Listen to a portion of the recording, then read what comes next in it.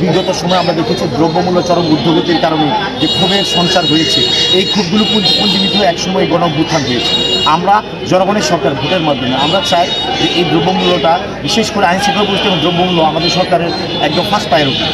আজকে আমরা ভৈরব বাজার বিভিন্ন ভোজ্য তেল সহ বিভিন্ন নিত্য প্রয়োজনীয় জিনিসপত্রের বাজারটা আমরা প্রদর্শন করলাম।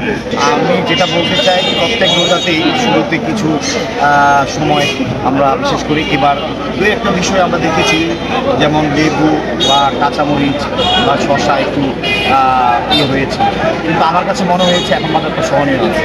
বিশেষ করে আমার মন্ত্রণালয়ের অধীনস্থ পিসিবির পক্ষ থেকে ভোজ্য জিনিসপত্র আমরা আমদানি করে থাকি বাজার স্থিতিশীল রাখার জন্য। আমি আপনাদের বলতে পারি ইনশাআল্লাহ আমাদের স্টক মজুদ খুবই সন্তোষজনক, বাজারে কোনো চাহিদার ঘাটতি নেই এবং ভৈরব বাজারে আমরা যতটুকু দেখলাম যে অনেকটাই সহনীয় পর্যায়ে আছে। আমরা এটা অব্যাহত রাখবো মনিটরিং।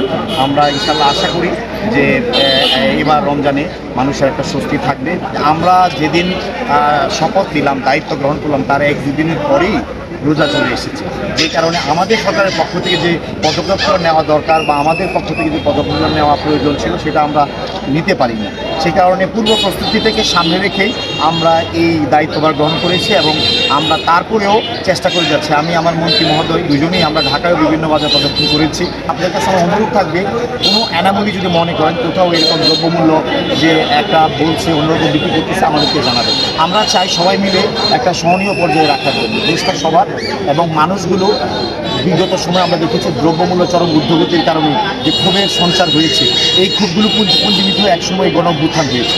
আমরা জনগণের সরকার ভোটের মাধ্যমে আমরা চাই যে এই দ্রব্যমূল্যটা, বিশেষ করে আইন শৃঙ্খলা পরিস্থিতি এবং দ্রব্যমূল্য আমাদের সরকারের একদম ফার্স্ট প্রায়োরিটি। আমরা এই ব্যাপারে কাজ করে যাচ্ছি, প্রশাসনও তৎপর আছে। আমরা সবাই মিলে আশা করি যে মানুষের এই স্বস্তির বিষয়টা, বিশেষ করে প্রান্তিক মানুষগুলোর যে বাজারের পরিস্থিতিটা আমরা নিয়ন্ত্রণে রাখার জন্য আমাদের পক্ষ থেকে সর্বোচ্চ উদ্যোগ থাকবে এবং সহযোগিতা থাকবে, চেষ্টা করবে। আমরা তৎপর আছি।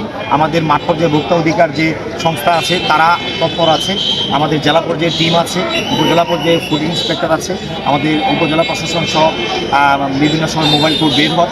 আমরা সকলেই এই ব্যাপারে সবাই আছি, আপনাদের সহযোগিতা কামনা করি। ইনশাল্লাহ আমি বেশি আশা করি কোনো সমস্যা হবে না।